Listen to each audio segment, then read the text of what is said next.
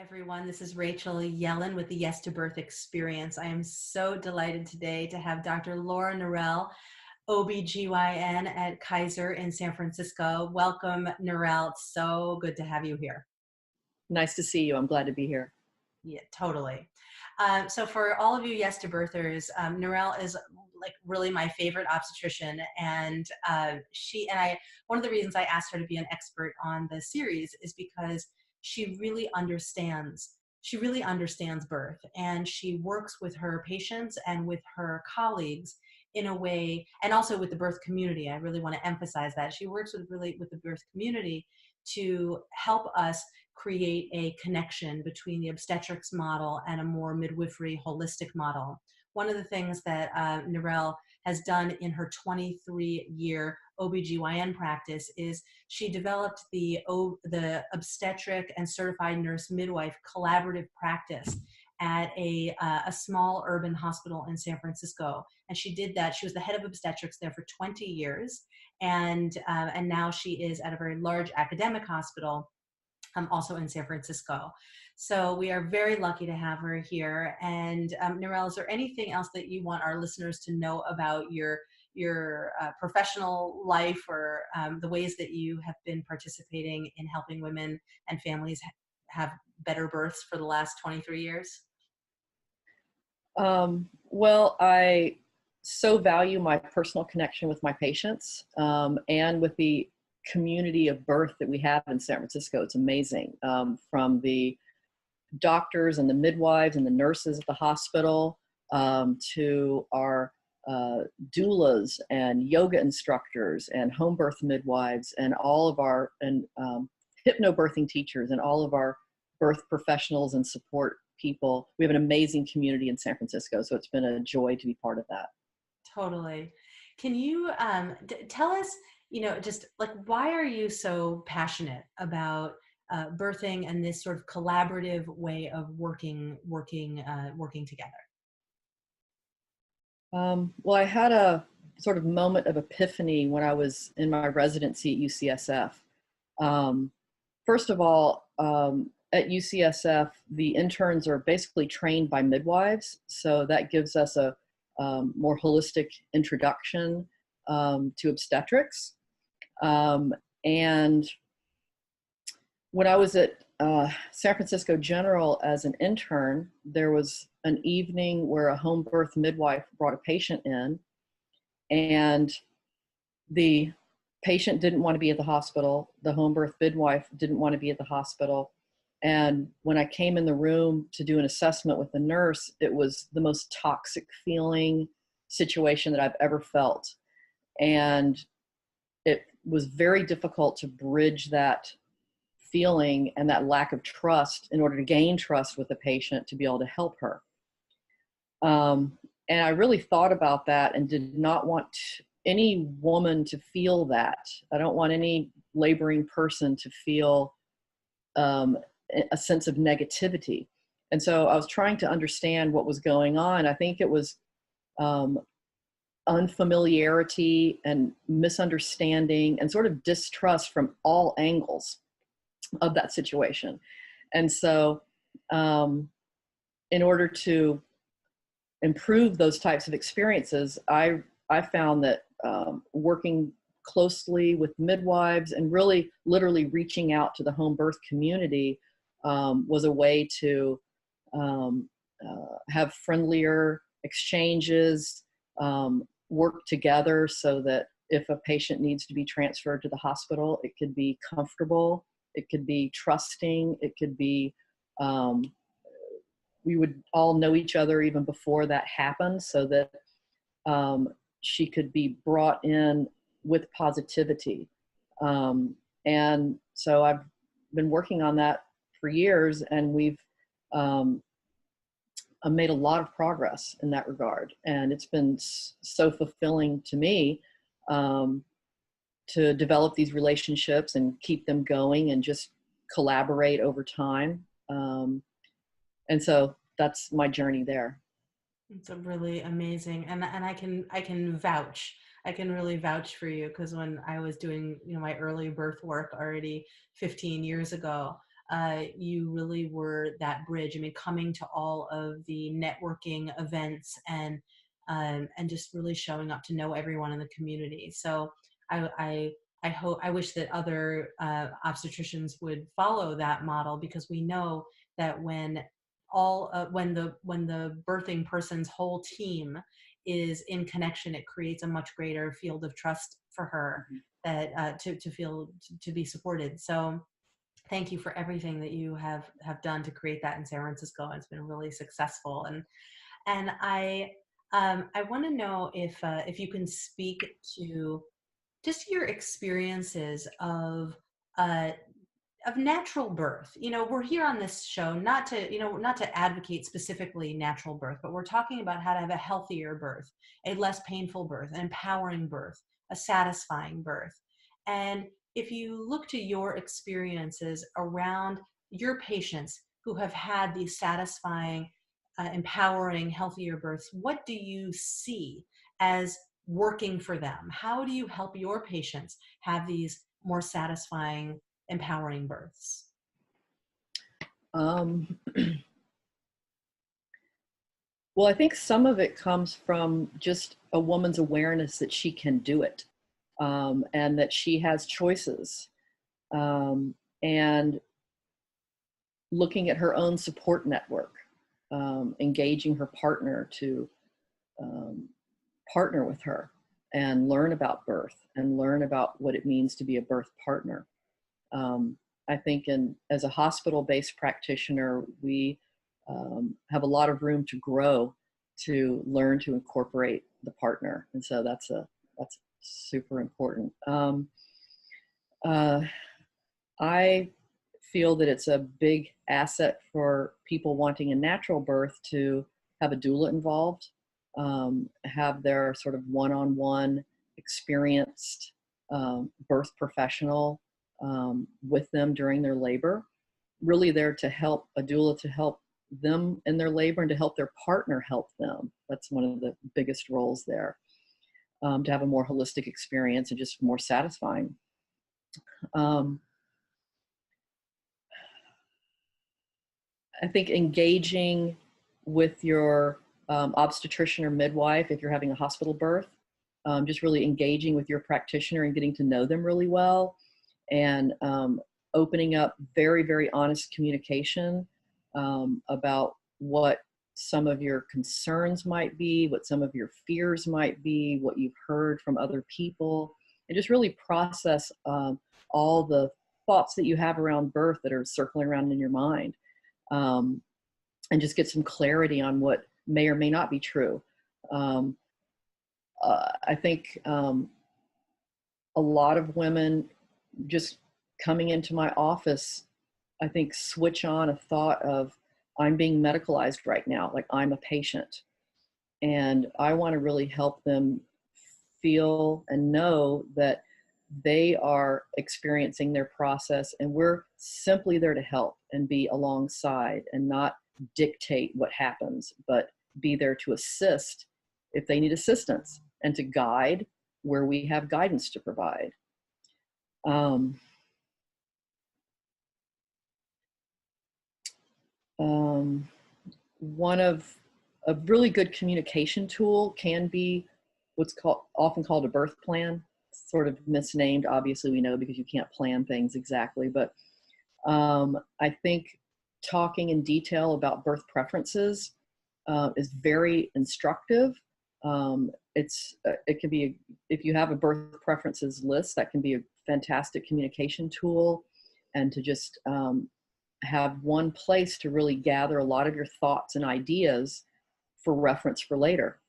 So I think we'll likely talk more about this, but I mean, you're pointing to so many important topics, in terms of the communication. I mean, you're already coming from the place of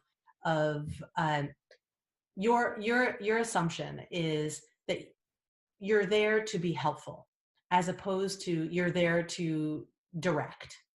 And I think that that's a really important distinction that I'm not sure is the same for all obstetricians. Many obstetricians that I know, that I've encountered, feel that they are there to kind of say what to do next and how to really manage things in a particular way. And so I think that I just want to name that as one of the things that pregnant people can look for in terms of choosing an obstetrician or a midwife. That to have somebody who's really a partner in the process as opposed to the director of the experience, Mhm. and somebody who sees the mom as being the expert of herself, and that you're working together with the wisdom that each of you has to to create the best possible outcome. So I think that that's really an important distinction. And I want to come back to the piece about particularly about communication. And when you and I were talking earlier, we know that many situations there a lot of patients come in sort of wanting to stick up for themselves, or they're already nervous. They kind of come in with a fight attitude, and or they come in with their doula, and the doula is going to advocate, and the doula is going to say, going to communicate for you, and there can end up being these adversarial relationships that right the people that doulas are having with care providers, or that parents are having with care providers. And we know that having any tension, any tension in the room can create an altered state in terms of how the mother progresses in her labor. And I'm wondering, you've worked very, very successfully with a lot of doulas. And I'm wondering if you might have any tips for doulas on more effective ways to to communicate with nurses or doctors or midwives that would help them increase the chances of getting their patients or their clients' needs met. Um, well, I think some of that we need to back up to the prenatal care, and helping our pregnant families learn or prepare to communicate their own needs, first of all, and to kind of understand what they're looking for and what some of their desires are. Um, and acknowledge prenatally that a good part of the laboring woman is not going to be able to communicate these things. And frankly, we don't want to draw too much out of her. We want her to stay in her zone. So helping the partner be an effective communicator, I think, is really important. And I really think that the partner should be the one that we're talking to mainly when we come in labor.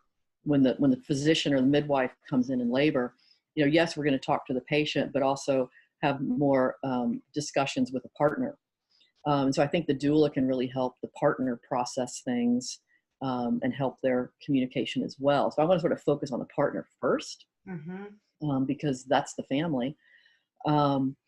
And we want to, everybody should assume good intentions. So I think the medical staff in speaking with the doula needs to assume that the doula has good intentions and we're all on the same page because we're all taking care of the same family.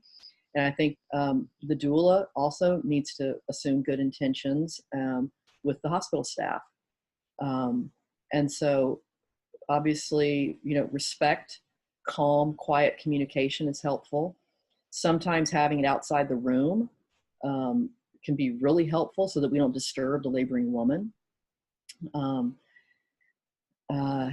And we know the labor and delivery nurse is obviously integral to all of this.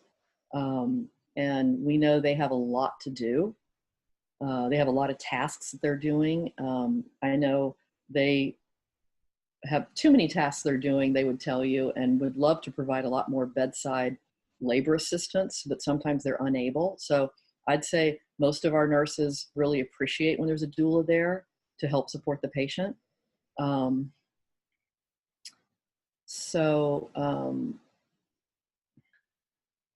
Just understanding what each person has to offer, I think, is really important. Totally. Well, and everybody has a really different role. So, I mean, the big takeaways, of course, are, in terms of effective communication, talk about as much as you can in advance, right? Mm-hmm. and talk in your prenatal visits, you got to get really Mhm. clear on what you want and why you want it, and having that communication out in the open, sharing Mhm. fears and concerns. And then we also have the piece about us making an assumption of goodwill, and Mhm. knowing that, you know, everybody is there for the highest and best good Mhm. of this mother or this birthing person and the baby. Mhm. And how to create through conscious communication, and you know, quietly, sometimes speaking outside the room, or like, for example, if a doula or a partner has a concern, that they say, you know, literally come to you and say, you know, I'm feeling concerned about X, Y, and Z, you know, I'd like to understand that better, or, you know, here's what she wanted and I'm here to articulate that for her on her behalf. So there are a lot of ways that communication can take place to create connection as opposed to separation. I think Mhm. that's really important. So I was curious, you know, if I were having a baby and you were, and I was like interviewing doctors, and I came to you and I was like, so Dr. Norrell, I would like to have the lowest intervention birth possible. I'm coming to the hospital because I'd like just the assurance, you know, that if God forbid something goes wrong, you know, that there'll be a team there to help take care of me and my baby. But really, I want to, you know, have the least interventive birth. What are your suggestions on how to help me do that? How can you help me personally have a low intervention birth? And what suggestions do you have that I do to prepare to help myself have a low intervention birth? What would you say? Um, Again, get your partner involved. um, do some reading. Um, there's some great books out there for partners. There's great books out there for you. I'm not going to name those exactly here today. I could. Um, I think taking labor classes is really important. Most hospitals offer classes. They tend to be a little bit shorter, um, anywhere from the 4 to 8 hour range, if you think that's short. Um, I there are think also, that's I know short. exactly. Even mine are 18. Yeah, there's also community-based um, classes for labor preparation, which are often excellent and give you a lot more information, a lot more options, different viewpoints, not so hospital-based. Um, Again, working with your provider over your birth preferences, which can be quite detailed. Um, and sometimes in the end, looking through all the birth preferences, you want to be able to have maybe a 3 statements to convey to the hospital staff when you come in about what kind of birth you're intending. Um, so, you know, um, I'll have some patients who tell me, I know I'm going to want an epidural at some point, but I'm going to kind of wait to do that. I want to stay mobile until I get my epidural because I know I want it. And so that's the lens that they're looking at labor with. Um, I have other patients who want to have a natural birth and want low intervention, and it's helpful to tell the staff that that is what you're looking for, and that you, when you get to the hospital, let them know that you'd like a nurse who can support natural labor as much as possible. So that can be key. Um, some hospitals might require having an IV placed, you know, Heplock port placed. Not all do, and so that can be a request that you don't want to have that, don't want an IV port placed. You can ask, or your partner or doula can ask that staff keep conversation low, keep the lights low, um, bring your own music, bring your own aromatherapy, bring some things, familiar things from home that can make you feel relaxed, kind of with the lens of let's do everything we can to help the laboring woman not have a fear response, but to have her feel as calm as possible and as normal and comfortable as possible. Um,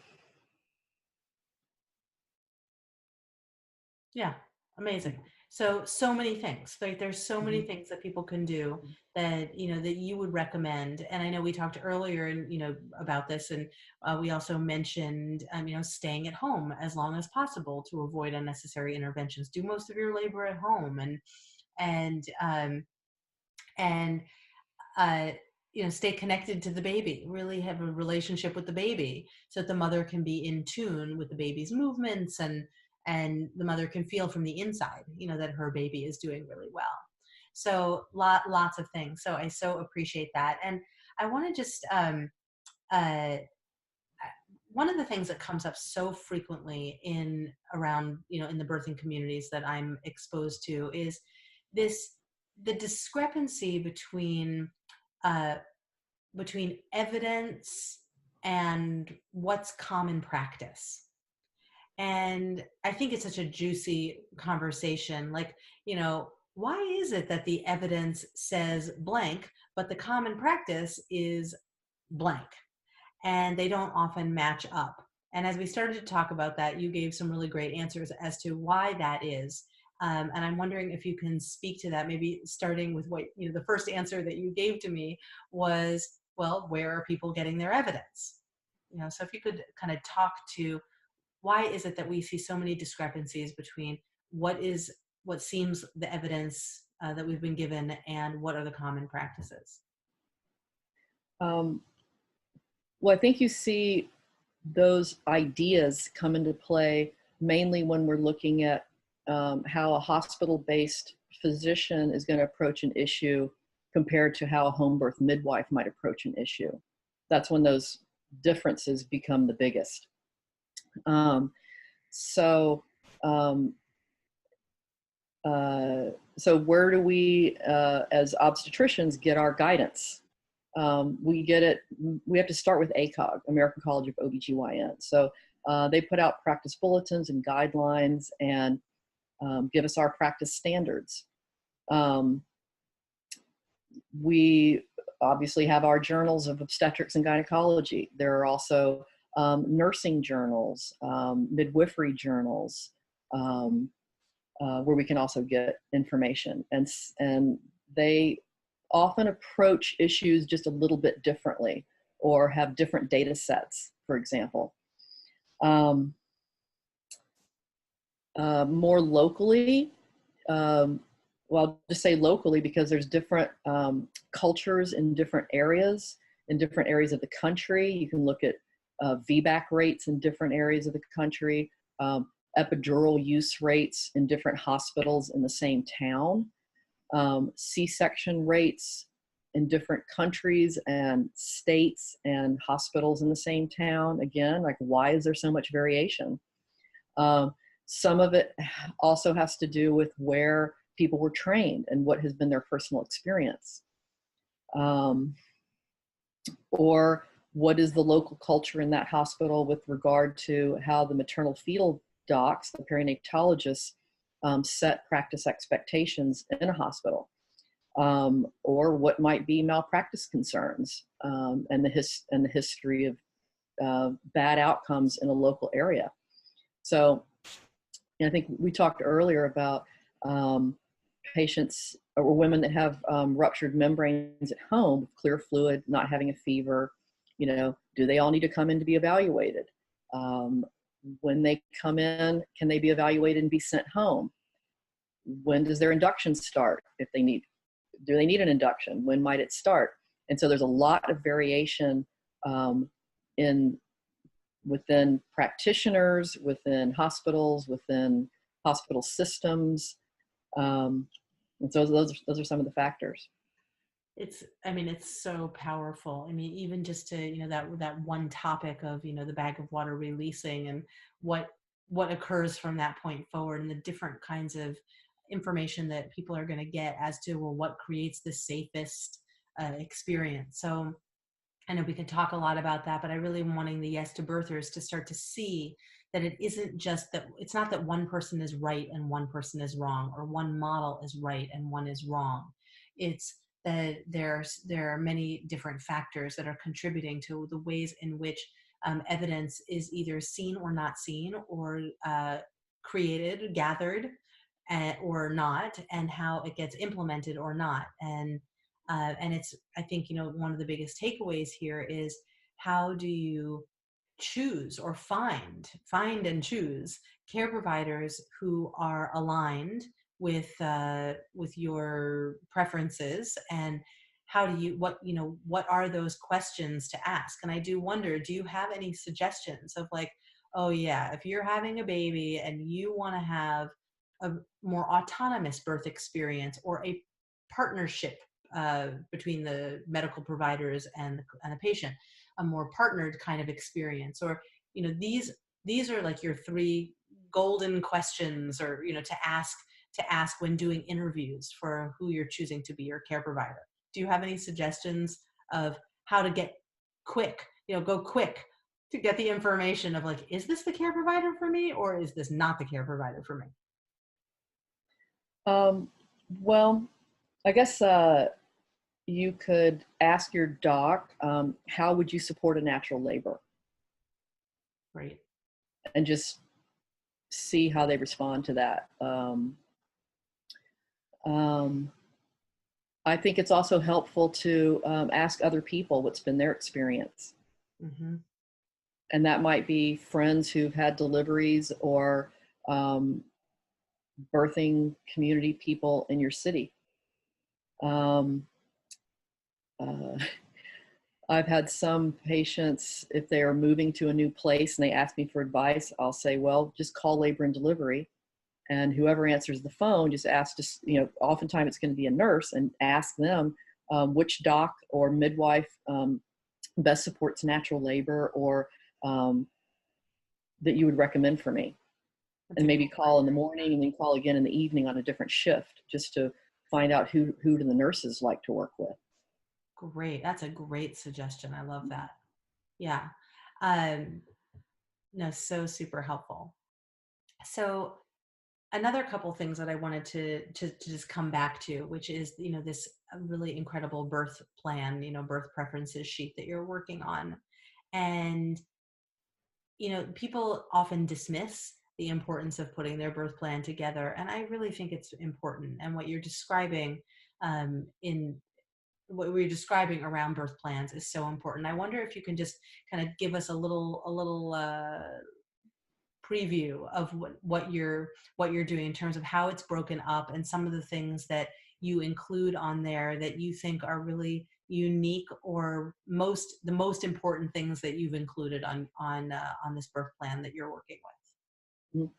Okay, so I have an patient's name, partner's name, other support people, labor and delivery's phone number, obviously, and then it's just sort of a introduction at the beginning, which might be, like I said, 2 or 3 lines of what you're going for, so that when you meet a new person at the hospital, you can just tell them what your goal is.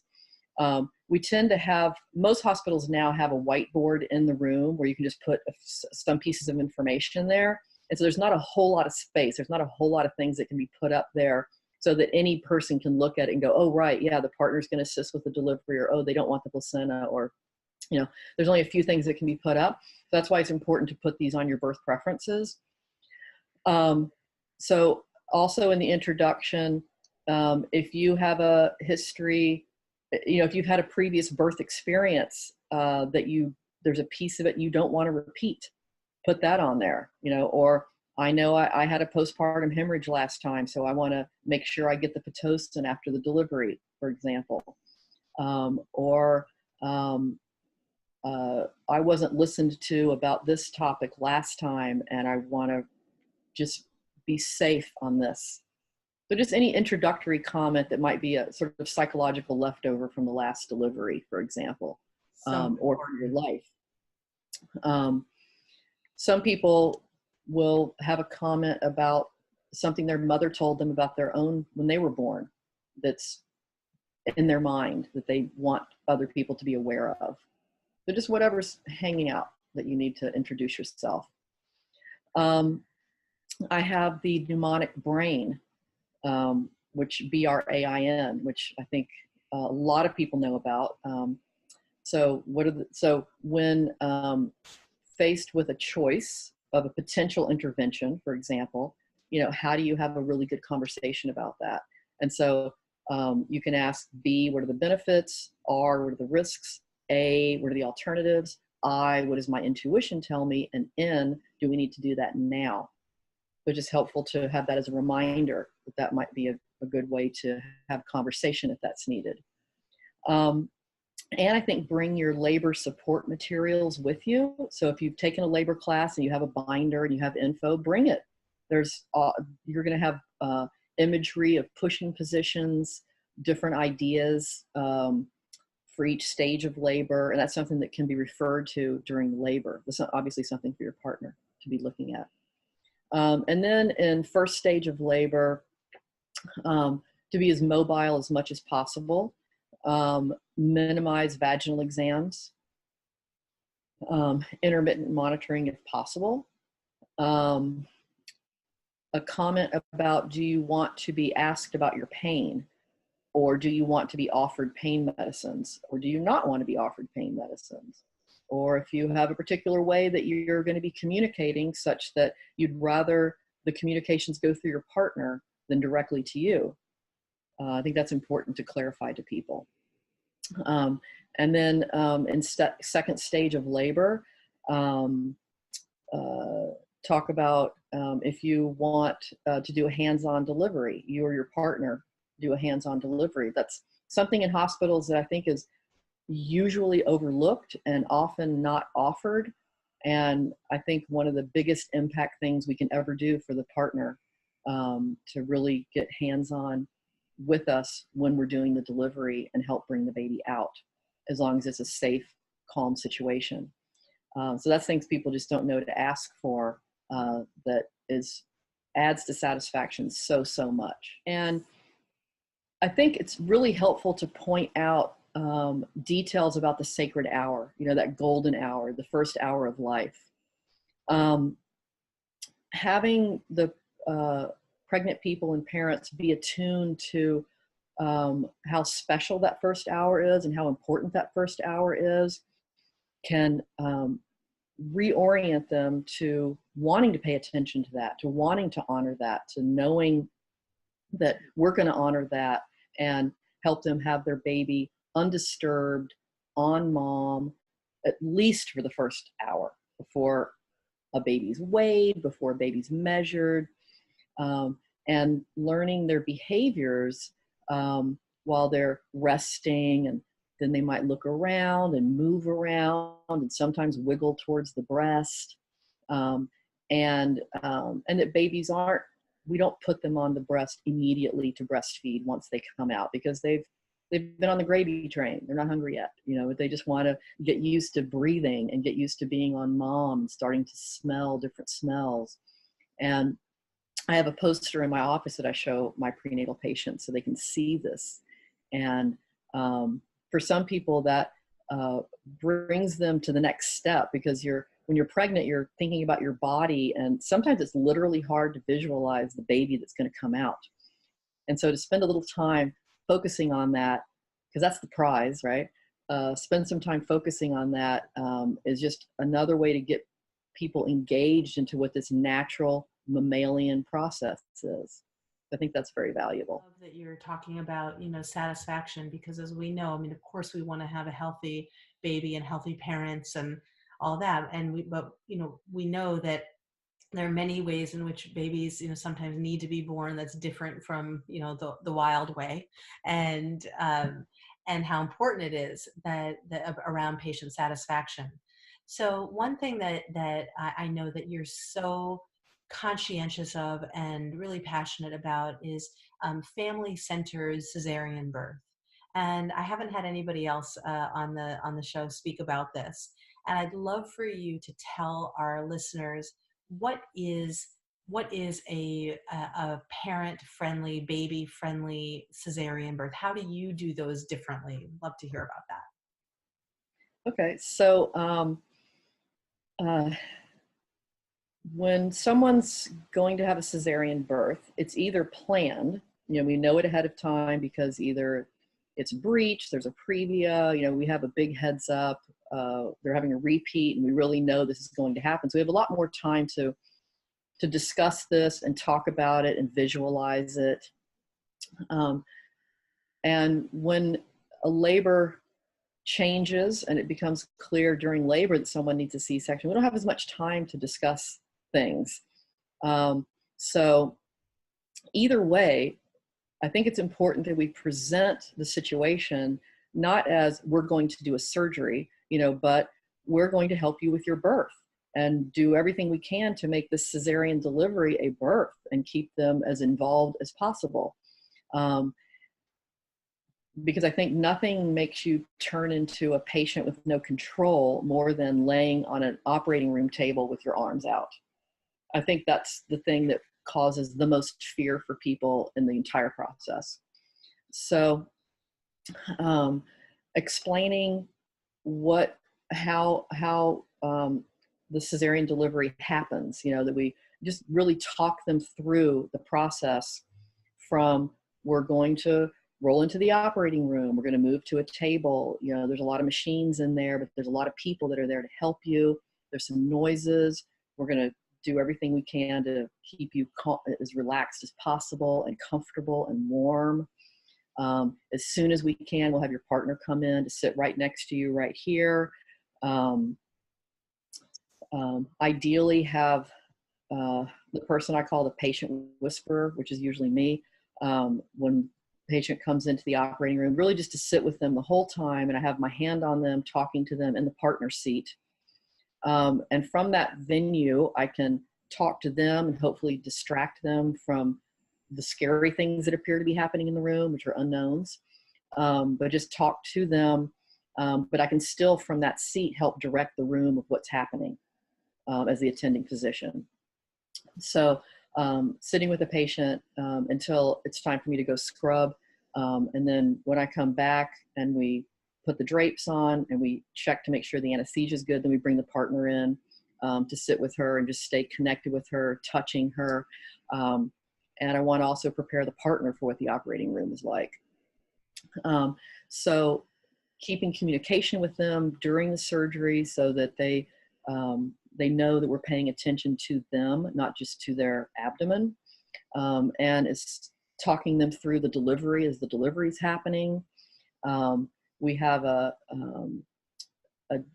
drape that we can drop a paper part where there's still a clear drape so they can see. So as we bring the baby out, have them see the baby while we're stimulating the baby, drying the baby off, and doing delayed cord clamping, which we can still do at C-section. So it's important to let them know those parts of their birth plan that are important. We're going to salvage as many of those as we can during this birth. And then welcoming the partner over to the baby bed immediately when the baby's first being assessed by the pediatrician, which hopefully just takes a couple of minutes, and then bringing the baby back to do skin to skin on mom for the rest of the procedure. And so that helps with baby temperature regulation, her temperature regulation, her perceptions of fear and pain. They can ignore us and focus on their baby and sometimes even start breastfeeding in the operating room. So letting people know that you understand what they are worried about and that you are thinking about all these things that you can do to try to make them more comfortable.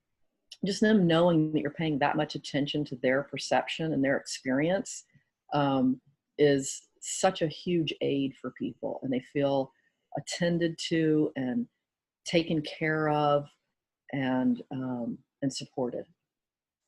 You're pointing to really what's the takeaway of the Yes to Birth experience is that how to help people have this really satisfying experience. And you're saying really clearly that it's not necessarily the outcome of how the birth goes that creates that feeling. It's the interactions and the connections and the reassurances and the warmth and the care that the providers are offering. So I'm so grateful that you get that and that you spread that in the work that you do in teaching residents and other obstetricians, of course. Norrell, the last thing that I wanted to just kind of bring it home is if you could just look into your patient's eyes and give them the one takeaway, the one pearl, your one bit of advice to help them have this better birth experience, what would that be? I'm going to give you two. One is living on the West Coast, we have the benefit, we can go to the ocean and we can stand at the ocean's edge and we can take our shoes and socks off and stand there where the water can just come up on our feet and feel that energy and feel the wind and look out at the horizon. And you can look down at your pregnant belly and your engorged breasts, just your gorgeous body, and feel all that energy of nature and just know that you are the culmination of all of this, and just feel that and know that that you're meant for this and that you can completely do this. So I think literally doing that is welcoming your birth. And then sometimes you can use the mantra of the chicken. She lays an egg every day. She can do it. You can do it. That is so awesome. Just be a chicken. Just be a chicken. Just lay your eggs. Do it. Yeah, you can do it. That's so awesome. I am so grateful that you are here. One of the things that occurs to me is that, you have this really amazing ability to bridge the obstetrics world and the midwifery world. And I just want all of our listeners to know that if any of you would like to access Norrell for her expertise in creating this really dynamic, collaborative program, that you are certainly welcome to reach out to her. Her email address is laura.l.norrell, Norrell, at KP, that stands for Kaiser Permanente.org. So she's a real leader in that realm of collaborating. Thank you so much for being here. It has been a pleasure. And to the Yes to Birth community, thanks for being a part of this movement. We're so happy to have you here, and we'll see you again soon. Bye. Thank you, Rachel. Thank you. I am so happy that you're a part of the Yes to Birth movement. Please visit yestobirth.com to learn more about my pregnancy, birth, and beyond audio relaxation program, my childbirth education and techniques programs, and my private counseling and coaching. Yes to Birth. I'm Rachel Yellen. Bye.